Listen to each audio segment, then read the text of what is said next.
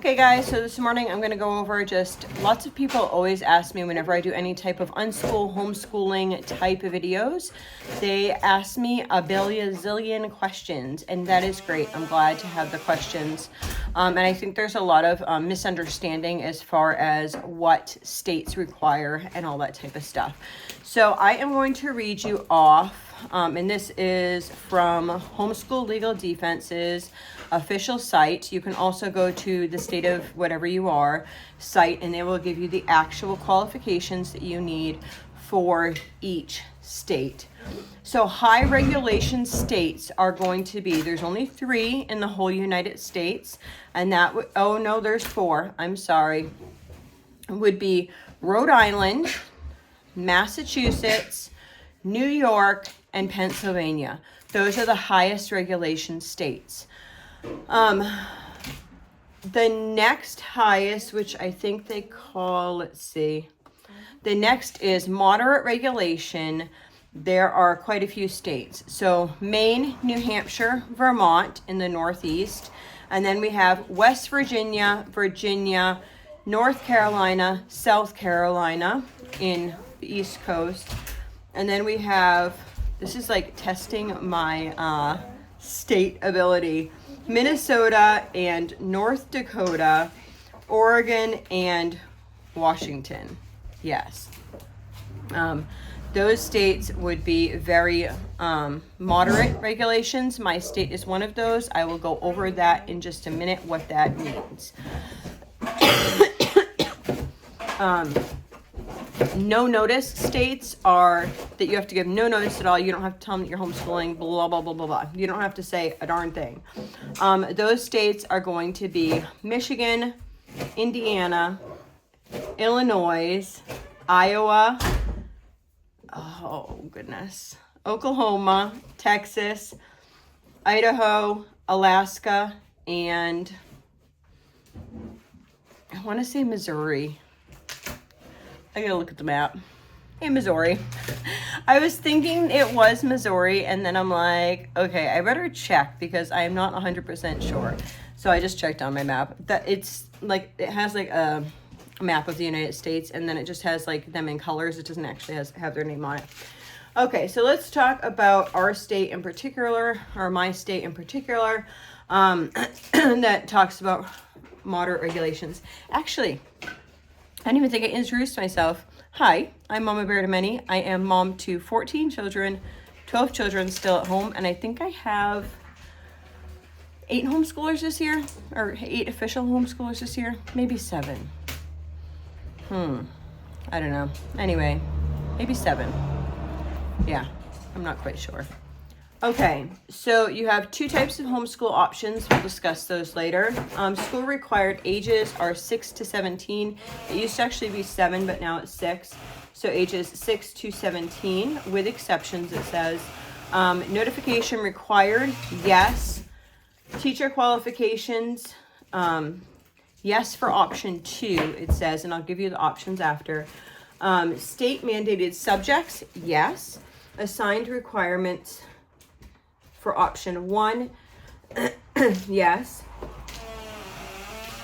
Okay, so let's move on to what exactly that means. So the 2 options are, option 1 is homeschooling under Maine's home instruction option, and option 2 is homeschooling as a student of a private school. So obviously the second one is going to require a private school teacher, which would require a certification. The other one is you're going to homeschool under Maine's homeschooling law. So that is what we choose. We do that every year. You can go to Homeschool Legal Defense Association's website, and you can print off your notice of intent or subsequent notice of intent. So a notice of intent needs to have name, address, and signature of parent or guardian, student's name and name and age. Sorry about that. You do not need to have, some try to say that you have to have the child's date of birth. You do not need to have the child's date of birth. You need to have their age. The date that the home instruction began or will begin. We homeschool year-round, so normally whenever I'm doing the paperwork, what I will do is I will have it like begin like within that week or something like that, because we homeschool year round. A statement that you will provide instruction to your student for at least 175 days. A statement that you will cover the required subjects, and a statement that you will submit a year-end assessment for your student. Now, the year-end assessment for your student does not happen by the state. The year-end assessment happens by a certified teacher, which you choose. So I have all my assessments underneath. Oh no, here's one. One sheet of paper, just basically saying that this child is making progress. I have reviewed this stuff, their information and, all their schoolwork and that type of stuff. I've reviewed all the portfolio, and they have attended school for 175 days or had learning for 175 days, and that they approve because they're making progress. That is basically what the notice of intent is. A lot of people get confused at this. School in a public setting is like, oh, I need to sit down at a table for this amount of hours, and we'll count that amount of hours for your school. Schooling is not that. Learning and schooling is a form of education, a way that you educate yourself in order to be a productive member of society in the future. So any learning is schooling. They just want to make sure that the education is there. I have where I have it. Let me see. Let me show you. Okay, I'll just show you his. So I have a big one of these that says Mom's Planner on it. And so my children, like under 10, I usually keep track of all their information. The way I do it is these are just like a calendar. So this is for one of my older students, and they will just have this, and it's like a calendar, and whatever they do on that day that is educational, they will write that on here. Which is good, because you can't always, especially in the setting where you're doing unschooling, you can't always say, oh, today we did 4 lesson pages. No, a lot of times it might look like, hey, we listened to this audiobook. How can you prove that there is an audiobook that you actually listen to? You're not going to take the whole audiobook and send it into the teacher. So what they do is they would track, oh, I read some of this book on this day. I listened to this audiobook on this day. We went on this field trip on this day. So that each day has something on it. It could be on a Sunday. That doesn't matter. It's that the child is being educated, and that's what they're trying to document. I gotta grab water. So instead of thinking of homeschooling as the amount of time that you're sitting in front of a book or curriculum, think of it as learning or educational opportunities of your child. So if they are listening to an audiobook, well, if a teacher was reading out loud in a classroom a book, would you consider that schooling, or would that be considered something else? So why would it not be schooling if you're homeschooling? If you are driving to a doctor's appointment and you're listening to an audiobook or a podcast, well, same thing. That's education. They're learning something. You're being intentional about that. Okay, so what I just told you was the notice of intent. That is what would happen if you first were starting homeschooling. The rest of the children, or if you've already been homeschooling, you just need to send in an annual letter. So you would send in a letter saying, yes, I want to continue to homeschool, along with the letter that you get from the teacher. I have had a lot of people say, that's not legal in my state. It is not legal to unschool in my state. That is entirely untrue. And I don't want people to get a misconception or not feel like they can unschool in their state because they see comments like that, or they see information out there like that. The hardest states that there are the high assessment type states, which there are 4 of, but there is a way to homeschool through that way. You just have to follow the laws of the land, right? So for me, I need to teach, let me see the subjects that it has for teaching. Okay, so here are the legal things that I need to teach. It says, you are required to teach your child for 175 days annually, which actually is easy, especially if you have the calendar there and people are writing things down on the calendar, because you're counting that, like that also counts as a date. If you wanted to get yourself an attendance sheet and like check them off every day they learned, you can do that. We just found that's the most convenient way. The teacher who oversees my work is completely happy with that. So English language arts needs to be taught. Math, science, social studies, physical and health education, library skills, fine arts, main studies need to be taught from grades 6 to 12. And computer proficiency in one grade between 7th and 12th. So those are the things that need to be taught. So at the end, submit a year-end assessment to your local superintendent. For this assessment, you have a choice of doing different things. Submit the official results of a national standardized achievement test. So you can choose one of these. You do not need to do all of these. If you want and enjoy testing and you want to test, that is an option. Submit the results of a test developed submit the results of a test developed by local school officials. So those are the two types of testing that you can do. I do not prefer testing because testing only is like a box. So you might test, like, so you'd only like teach in areas that you're going to test in, so they would get higher scores in the tested area. I would rather get an all-around scope, an all-around view, and teach all around rather than just teaching so they can memorize it for a test. It's just a different style of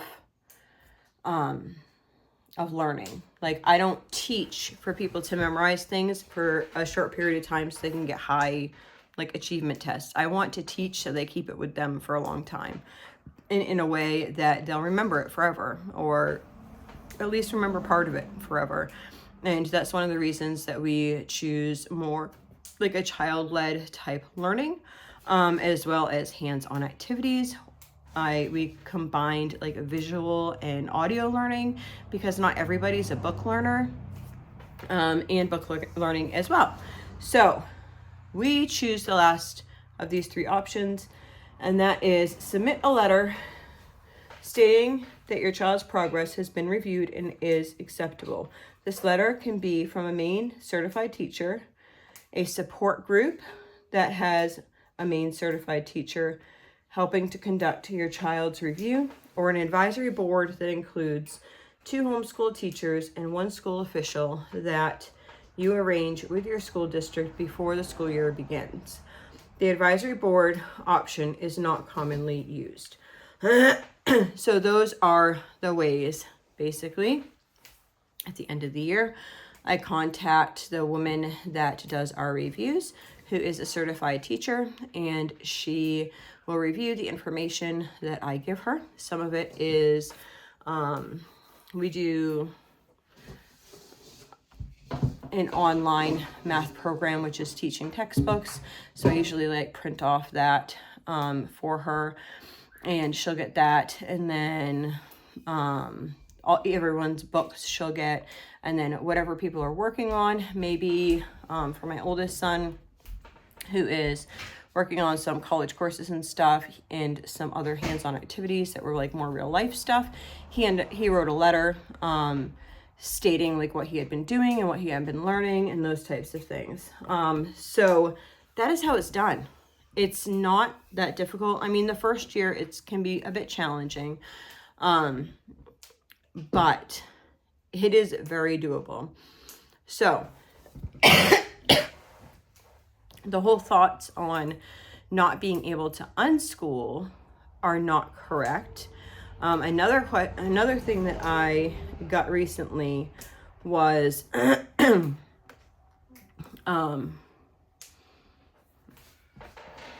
about being a Christian and unschooling. I was told in a comment on a board that unschooling was not a Christian form of education. And I really beg to differ. I think that you still need to be a parent. You still need to say, a lot of times people are like unschooling and they might have watched like some just radical type thing where kids are playing video games all day. We don't even have video games here. Honestly, we have a tablet or we have 2 tablets. One we ended up buying recently because we left our other tablet at home during a recent camping trip. We have a tablet and we put all the children's math work on it. So because they want to like do whatever, they actually enjoy going and doing their math work. Sometimes, some days they'll do like one, sometimes they'll do a couple things in math. It's also making myself available. It does not mean that you are not using curriculum. I think I'm going to do a video about the curriculums we are using for this year.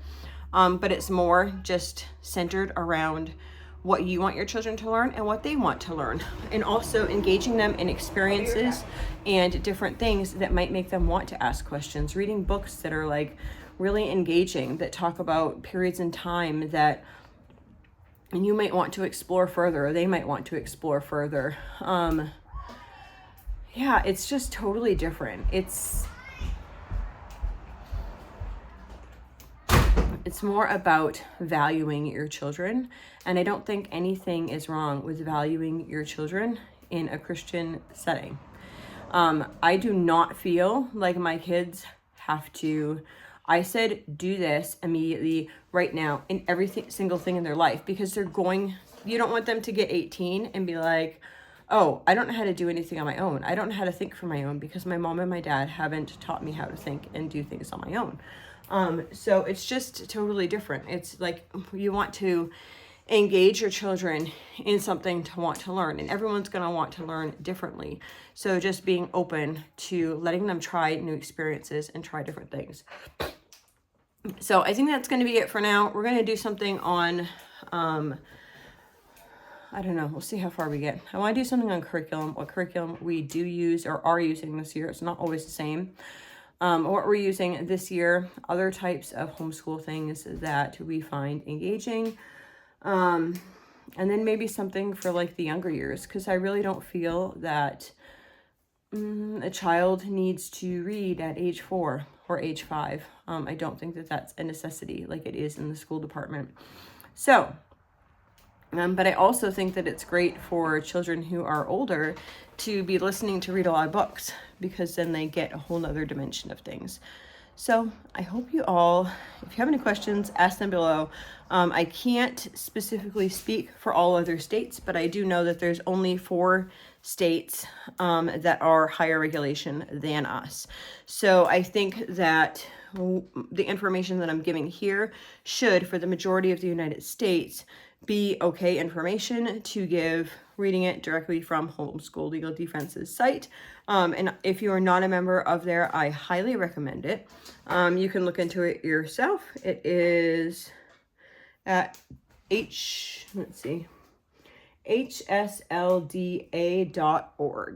and you can check them out. So I hope you all have a blessed and lovely day.